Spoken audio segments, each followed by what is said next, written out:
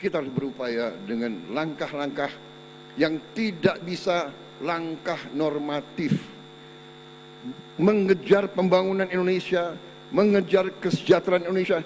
Tidak bisa business as usual, tidak bisa.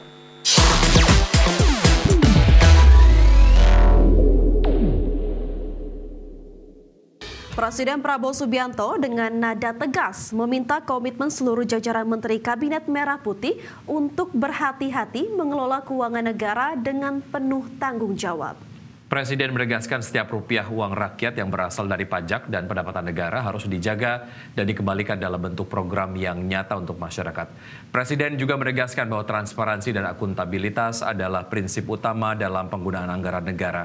Untuk itu setiap upaya jajaran pemerintahan harus memastikan bahwa dana yang terkumpul tidak disalahgunakan, melainkan benar-benar dialokasikan untuk kepentingan seluruh masyarakat Indonesia. Selain itu, alokasi dana akan difokuskan untuk sektor-sektor kunci seperti pendidikan dan kesehatan yang bertujuan meningkatkan kualitas sumber daya manusia Indonesia. Kita harus berupaya dengan langkah-langkah yang tidak bisa langkah normatif, mengejar pembangunan Indonesia, mengejar kesejahteraan Indonesia. Tidak bisa business as usual, tidak bisa. We have to work harder. We have to do our best, saudara.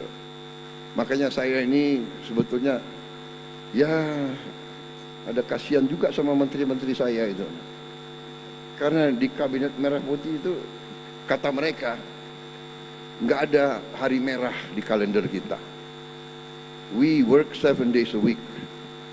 Tapi saya akan beri saudara-saudara cukup waktu untuk istirahat.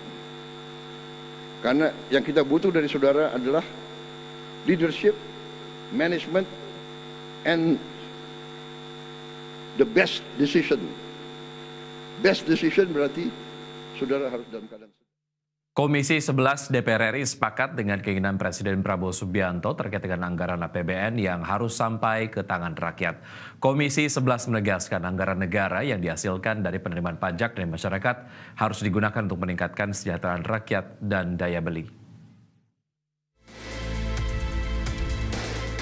Ketua Komisi 11 DPR RI Muhammad Misbakun menyoroti sejumlah catatan strategis yang perlu diperhatikan pemerintah untuk meningkatkan kesejahteraan rakyat dan daya beli yang pada akhirnya akan mengakselerasi pertumbuhan ekonomi nasional.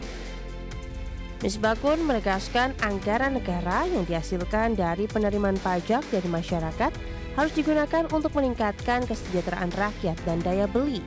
Menurut Ketua Komisi 11 ini, belanja pemerintah dibutuhkan untuk mendorong ekonomi domestik.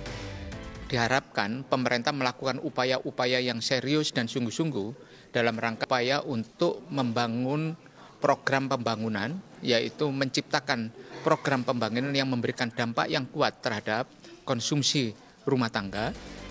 Misbakun menambahkan pemanfaatan dana APBN harus dikelola dengan hati-hati agar program prioritas pemerintah tepat sasaran bagi keadilan dan kesejahteraan masyarakat di seluruh Indonesia.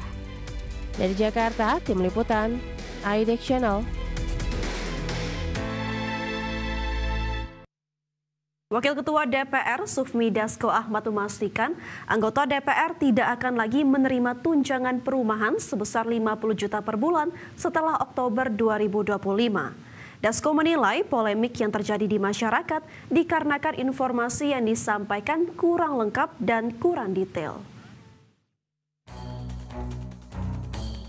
Di tengah polemik gaji dan fasilitas tunjangan yang diterima anggota DPR RI, Wakil Ketua DPR Sufmi Dasko Ahmad memastikan anggota DPR tidak akan lagi menerima tunjangan perumahan sebesar 50 juta rupiah per bulan setelah Oktober 2025. Menurut Dasko, uang tunjangan tersebut semula diberikan karena anggota DPR RI periode 2024-2029 tak lagi mendapat rumah dinas. Kala itu DPR tak bisa memberikan langsung tunjangan untuk menggantikan rumah dinas yang ditiadakan. Tunjangan diberikan secara diangsur setiap bulan selama 1 tahun atau sejak Oktober 2024 hingga Oktober 2025. Uang tunjangan rumah sebesar 50 juta rupiah per bulan selama 1 tahun tersebut dipakai untuk mengontrak rumah selama 5 tahun atau selama periode 2024-2029. Anggota DPR itu mendapatkan tunjangan perumahan setiap bulannya 50 juta dari bulan Oktober 2024 sampai dengan bulan Oktober 2025, yang mana uang tersebut akan dipakai untuk kontrak rumah selama masa jabatan anggota DPR 5 tahun, yaitu selama 2024 dan sampai dengan 2029. Jadi setelah Oktober 2025, setelah bulan Oktober 2025, anggota DPR itu tidak akan mendapatkan tunjangan kontrak rumah lagi. Dasko menilai polemik yang terjadi di masyarakat dikarenakan informasi yang disampaikan kurang lengkap dan kurang detail. Jakarta, Tim Liputan IDX Channel. Pemirsa, peneliti Forum Indonesia untuk Transparansi Anggaran atau FITRA, Bernard Alfitro, menyebut setiap anggota DPR bisa menerima sekitar 2,8 miliar rupiah per tahun dari tunjangan dan gaji serta alokasi anggaran lain. Berdasarkan daftar isian pelaksanaan anggaran tahun 2025, alokasi gaji dan tunjangan anggota DPR RI mencapai angka fantastis, yakni lebih dari 1,6 triliun rupiah untuk 580 anggota. Menurut Bernard, gaji dan tunjangan stabil anggota DPR di atas 1 triliun rupiah dalam 3 tahun terakhir justru menjadi beban fiskal rakyat. Apalagi di saat pemerintah tengah melakukan efisiensi besar-besaran terhadap anggaran, anggota DPR malah memperoleh tunjangan perumahan sebesar 50 juta rupiah per bulan per orang. Kondisi tersebut menunjukkan anggota DPR tidak memiliki empati terhadap kondisi anggaran negara yang tengah tertekan serta kondisi ekonomi masyarakat. Sedangkan di tahun 2025 itu dia naiknya drastis menjadi 1,6 triliun. Nah, maka jika dirata-ratakan, setiap anggota DPR itu berpotensi menerima sekitar 2,8 miliar per tahun atau lebih dari 230 juta per bulan. Nah, ini ironis karena saat anggaran publik itu dipangkas, kena efisiensi, DPR itu kok kita lihat, Fitra melihat bahwa DPR ini kok semacam kehilangan sense of crisis-nya. Apalagi dengan kemarin itu kan ada ramai pemberitaan soal tunjangan. Berikutnya, pemirsa, Kementerian Koperasi menggandeng Kementerian Komunikasi dan Digital atau Komdigi untuk memperkuat digitalisasi koperasi desa Kelurahan Merah Putih.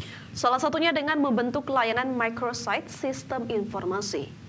Menteri Koperasi Budi Aris Setiadi menyebutkan kolaborasi sistem digitalisasi ini dalam bentuk mengoptimalkan layanan microsite sistem informasi Kopdes Merah Putih atau SI Kopdes, di mana kerjasama ini akan mencakup 5 isu strategis, yaitu pertama, konektivitas jaringan, data center, ketiga, aplikasi platform, termasuk memperkuat pengelolaan komunikasi publik dalam operasionalisasi Kopdes Merah Putih, serta pelatihan literasi digital dan digital talent sumber daya manusia.